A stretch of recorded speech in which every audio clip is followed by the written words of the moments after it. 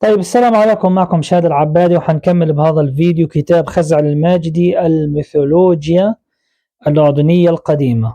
في الفيديو السابق حكينا عن أديان ما قبل التاريخ المفروض، واليوم حنحكي عن بعض الفصول في كتابه. الفصل الأول تاع كنعان، ميثولوجيا كنعان. بعدين حندخل بفصل ثاني عن الميثولوجيا الأردنية، بس ما حقرأه كامل، حقرأ بس الدراسة الأولى منه، وبعدين بنوصل للمؤابية بعدين. طبعًا حابب أنوّع كم من شغلة يعني كمان قبل ما ندخل يعني بالموضوع تاع هذا الفيديو. إنه بصراحة أنا ضليت سهران طول الليل يعني عشان يعني اندمجت كثير بصراحة مع الكتاب تاع خزعل، وهذا صدقًا من أحسن الكتب اللي باكتبها يعني أمانةً. أنا مش جد أنا مضايقني إنه جد لحد هسه الكتاب مطبوع كم من طبعة عند مكتبة الأسرة، هذا الإشي كثير مضايقني. فالكتاب كثير أنا مستمتع فيه، وفي كثير مصادر، في كثير مراجع، وكل مراجع يعني جيدة جدًا، يعني المراجع حتى نفسها رجعت لها قبل هيك بشغلات، فجد عامل مجهود جيد جدًا. طبعًا ما باتفق أنا بصراحة مع جزء كبير من الحكي اللي هو بيقوله، يعني مثلًا عبادة الحيوانات في بعض الفصول، موضوع كمان موضوع كمان تقدمة البشر أو التضحيات البشرية، برضه أنا ما باتفق معاه بهالجزء يعني كمان فيه. وهالإشي وعبادة الحيوان كمان هو صدقًا كمان هو لا يُلام على هالإشي، إنه بشكل عام دراسة الأديان القديمة بشكل عام يعني هي تخضع للتخمينات أغلبها، لأنه أغلبها بيكون يعني أنت عندك مجموعة نصوص، عندك مجموعة مثلًا حفريات، مجموعة شغلات، وأنت لازم ترسم الصورة الكاملة يعني. وهو حتى يعني فعلًا عمل مجهود جيد، يعني مثلًا يجيب لك الكلام الموجود في الكتاب المقدس أو التوراة العهد القديم مثلًا، أو التناخي اليهودي عشان أكون أدق أنا كمان بالكلام اللي باقوله، إنه أصفار موسى ال5 بس وال5 أجزاء، المهم. فجاب كل وجهات النظر يعني، وكمان لا أتفق معاه يعني بكثير شغلات، زي مثلًا موضوع موضوع اللغة اللي هو بيستعمله كثير بالكتاب يعني، مع إنه جميل يعني، ولكني لا أحب يعني هالموضوع كثير، لإنه يعني خَزْعل اختصاصه تاريخ قديم يعني على ما أعتقد، ما أعتقد إنه اختصاصه له علاقة اللغات القديمة يعني.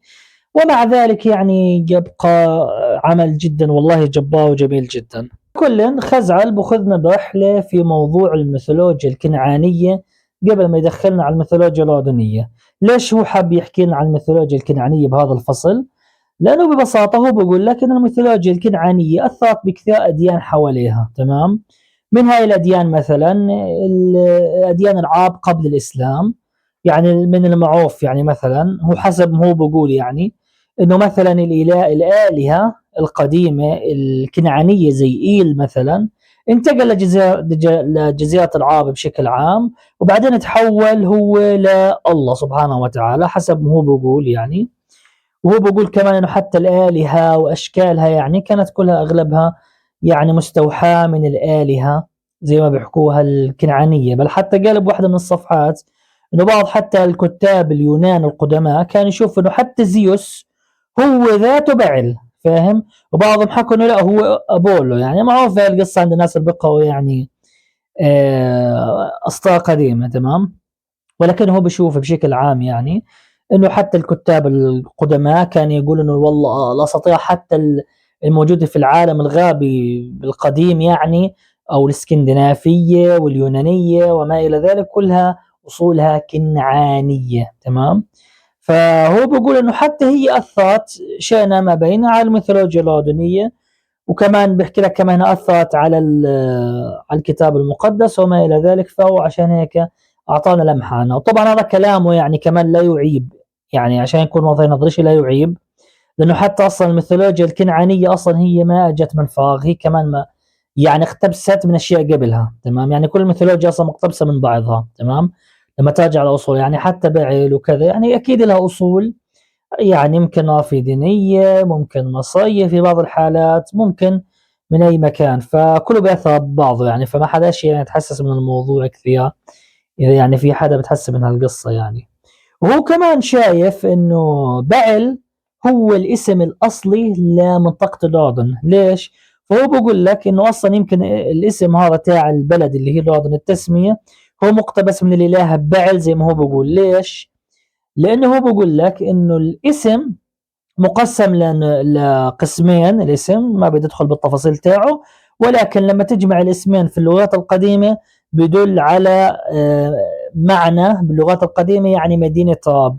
فهو بيقول لك انه اذا كانت اورشليم مثلا او اورش سالم اذا جينا الاسم القديم تاعها هي مدينة والله الاله في حالة معينة، فالأردن كمان هي الحالة الثانية. يعني إذا كان والله مجازا الأردن مثلا هي خلينا نحكي بكون الإله باعل فيها حاكم الصبح، فهو بيحكم بالليل مناطق أورشليم أو أورشليم خلينا نقول. فهذا الاسم طبعا هو جاب أدلته يعني اللغوية عليها ما بدخل فيها، ولكن هاي من الأشياء اللطيفة اللي هو تكلم عنها، يعني إنه هاي الاسم حتى تاع بعل أثر على المملكة الأردنية، وإنه هو كان الاسم الأصلي ممكن في حالة من الأحوال، ولكن يعني بظل افتراض يعني أنا ممكن لا أتفق معاه فيه، ولكنه افتراض لطيف يعني. فهو ضاب يعني بالبداية عشان نكون يعني واضحين، يعني أن الميثولوجيا خلينا نقول القديمة الكنعانية قد تكون هي يعني لها تأثير شأن ما بين على الميثولوجيا الأردنية، وهذا الشيء باجر بعيد طبيعي ومنطقي، لأنه كل الميثولوجيا في العالم بتأثر على بعضها. تمام. هو طبعا حيدلل على هذا الشيء بالفصل اللي بعد الفصل تاع الكنعانيين، اللي هو الميثولوجيا الأردنية الخالصة العمونية والمؤابية والأدومية. طبعا ما حقدر أتناول الثلاثة بالفيديو زي ما قلت صار طول الليل، فحنختصر بس على العمونية زي ما بقولوا. تمام. فببلش دراسته هون كمان وبقول لك ببساطة ما بدي أدخل لك بالتفاصيل الكثيرة اللي كتبها، إنه كانت المنطقة اللي اسمها الأردن حتى عمان كانت فيها شعوب من قديم الزمان. تمام. وهاي الشعوب حتى موجودة قبل حتى هو حكاها قبل حتى الفلسطينيين. يعني هو بقول لك بفصل حتى كنعان إنه حتى لما أجوا الناس على دولة الأردن حتى في الماضي السحيق كانوا دائما كلياتهم أقلية يظلوا بالنسبة للمواطنين الأصليين اللي بهاي المنطقة. بمعنى ثاني المواطنين الأردنيين بيختلفوا عن مواطنين كنعان بشكل عام. تمام. وهم دائما كانوا أكثرية مقابل الوافدين اللي بيجوا عليهم. يعني يا أخي طول عمرهم الناس بيجوا عندنا مش عارف ليش. يعني حتى هو كمان حيضرب لك أمثلة إنه شعوب كثيرة كمان دخلت غير الكنعانيين زي المصريين زي الهكسوس أعتقد هيك بلفظ اسمهم هكسوس، وكمان الإسرائيليين كمان اللي هم الموسويين حسب ما بقول لك، والرافدانيين، ودخلوا كثير يعني شعوب هاي المنطقة. وطبعا بقول لك هو كمان انه لما دخلت هاي الشعوب يعني كان بعضها يأسس ممالك زي الكنعانيين والرافدين والموسويين الى اخره من الناس يعني. فكل شعب وحتى السوريين اللي هم ال الشام يعني القديمة كمان كانوا يأسسوا بعض الممالك الصغيرة نسبيا، وهذا الشيء مفهوم يعني في الماضي. تمام. يعني هاي فيها دراسات عن جد الكلام يمكن خزعل ما شرحها كثير، بس انا بعرف من الاشي انه في ممالك صغيره كانت تطلع بالمناطق الشرق الادنى زي ما بيسموها، يعني مش يعني شغل كثير كبيره ولكنها ممالك صغيره. فممكن يكون يعني في طلعت ممالك كمان. وطبعا هذول الناس كانوا يحتكوا مع الاردنيين القدماء، فاكيد الاردنيين يعني تاثروا بناحيه الدين فيهم. بل حتى في بعض الحالات كانت تصير مثلا صراعات بين الشعب الاردني مثلا القديم وبين الشعوب الثانية اللي جاي مثلا تحتلهم أو تقاتلهم. وكان الشعوب الأردنية القديمة بعيشة بهذه المنطقة بعضهم يخسر وبعضهم يفوز في بعض الحالات، ولما يخسروا طبعا بتأثروا بالدين الشخص اللي أجى يحتله بشكل عام. فحتى هنا على قصة كمان العدد السكان، يعني هسه فتحت صفحة بقول لك كانت منطقة عمان مسكونة بالناس منذ العصر الحجري القديم. يعني حبيت بس أقرأ هذه النقطة. وطبعا ذكر كمان انه في شعوب كانت موجوده اصلا بدويه ضغال الاقوام البدويه العماريه وكذا وما الى ذلك، كلها كانت موجوده في الاردن كمان بصفحه 130. وكانت من حتى هي عامله ممالك صغيره، ولكن هاي الممالك ما كان لها وزن الا بعد ما توحدوا مع بعض هاي الممالك وعملوا زي ما بسموها مملكة عمون. وهي المملكة كانت طبعا تتقاتل زي ما قلنا مع شعوب ثانية كمان، يعني توحدت القبائل الأردنية كلها وعملت لك شيء اسمه مملكة عمون. والمملكة هاي بشكل عام يعني قاتلت ناس كثير ومن أهمهم يعني بني إسرائيل. فحتى التوراة هو جاب النصوص التوراتية زي مثلا لما صار مثلا موضوع سرقة تاج ملوك أو ملوخ يعني حسب اللفظ يعني اللي أنت بتقوله، وكيف مثلا موضوع سليمان مثلا والمشاكل اللي صارت يعني بيناتهم يعني، وكيف مثلا حتى داود نفسه حسب الرواية التوراتية لجأ للمملكة الأردنية أو لعمون بوقت من الأوقات. يعني قصة طويلة يعني بنقول النصوص التوراتية اللي فيها كلام بشكل عام.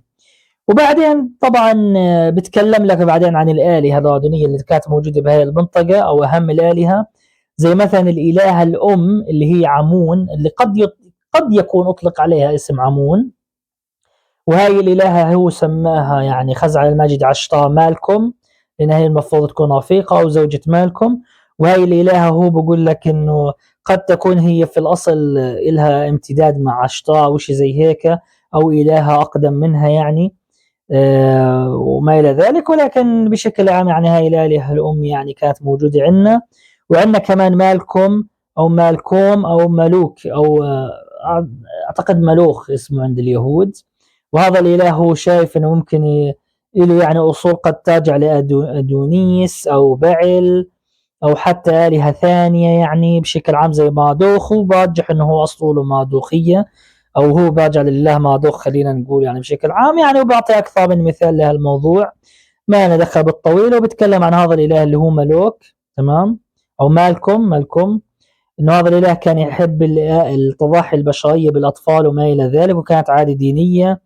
وكان جالس على عرش هذا الإله من نحاس، وأيضا وجعل له رأس عجل ووضعوا على رأسه إكليلا، وكان العرش والصنم مجوفين أو الصنم مجوفين ويعني وكان يعني يعمل طبعا طقوس أنا إله ومن فيها بصراحة إنه عن جد كانت هذا الحكي كله من التوراة، يعني هو ما ذكره من التوراة بس أنا عارف إنه من التوراة إنه الإله إنه عاد الأردنيين كانوا في الماضي عاد يقدموا أولادهم أضاحي وثنيين. هذا كلام فاضي بصراحة، ما عليه دليل إلا كتب بصراحة العهد القديم. والعهد القديم يعني قد يكون الكاتب هو يعني في الماضي عشان عنده حقد مثلا على الشعوب على سكان المنطقة، أو عشان بتقاتل معهم زي ما قلنا قبل شوي يألف عليهم قصص. والله أعلم، يمكن تقول صح غلط الله أعلم. وعلى فكرة هذا الإله شكله هيبة، يعني أنا له صور على النت لو تفتش عنه مالكم، يعني حتى المسيحيين حاطين له صور له كثير هيبة، أنا عاجبني كثير. يعني لو بدنا نعمل هوية أردنية بكون هذا الإله اللي جعله يعني.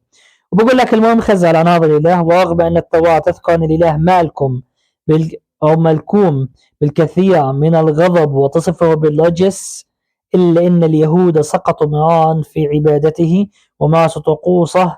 وكانت واحدة من الأماكن التي مارسوا فيها عبادته جبل الزيتون في وادي هندم مقابل الهيكل المقدس في القدس. فهيك احنا خلصنا، وفي بعدين فصول ثانية يمكن أقرأها بعدين. فهاي هي الخلاصة، يعني أنا لخصت لك يعني فوق ال 100 صفحة يعني بالفيديو. أنا على فكرة كتبت الكلام كمان قدامي هون، يعني كتبته كتابي كمان، كتبت هاي الصفحات كلها يعني، فعشان ما وجعتش راسك كمشاهد، لأنه احنا بدنا نبسط بشكل عام. بس يا أخي شايف أنت قد إيه أنت يا مواطن ياضني، أنت يلي مش عارف تاريخك القديم ولا آلهتك قديش آلهتك مهمة، وقد إيه أنت تاريخك القديم مهم. وقت بقول لك اليهود كاتبين عنك، والحضارات القديمة كمان محتكة فيك، وكاين صار مشاكل وكذا. وهي الكتاب خزع الماجد فادنا بقول لك إنه المواطن اللي بعمان كانوا فيه بالعصر الحجري فيه المنطقة هاي مسكونة بالناس، ما كانت فاضية زي ما بدعي البعض، وعنا آلهتنا، وكان اليهود يصارعونا ويقاتلون. يا أخي والله هذا الحكي مهم، والله العظيم إنه مهم. ها يا أخي حضارتك وتراثك يعني. والله أنا حتى لما شفت صوت زي ما هو حسماها يعني مالكم عشطاء مع اسمها إنه ما أتفق معنا فيها. يا أخي حتى التماثيل تعيتنا أنا شفتها على فكرة، رحت على المتاحف الأردنية قبل هيك وسجلتها على فكرة، صورتها ونزلتها على يوتيوب. والله حلوة متاحفنا كمان هيك، حتى بتلاقي ببعض التماثيل أو مجسمات الآلهة عندنا يا أخي ملامحهم زينا، يعني ملامحهم حتى شبهنا، بالذات تعون السيدات شبه جد السيدة الأردنية البدوية حتى. ف جد والله الكتاب حلو كثير ودسم. وانا صدقه لما كنت اشوفه على النت يعني كنت ادوخ، يعني طلع كم صفحه خلصوا بكم من يوم، طلع كم صفحه هذا لسه ضيلات يعني. او فشغله بتخوف يعني بصراحه، بظن حخلصوا بعد كم من يوم. ف بس هذا اللي كان عندي. وفي النهاية إذا أنت مواطن أردني حاول قدر الإمكان تفتخر بالتاريخ والحضارة تاعيتك. إحنا عندنا حضارة قديمة، ولك حضارة لديان ذكرتها، وأنت دايالي ورا الهبل زيوس ومش عارف شو بيسايدن ولوكي وثور يا وودن وجاد زي ما شوف لك الأساطير اللي عندنا يا زلمة، مشان الله يا زلمة. حسبي الله ونعم الوكيل. على كل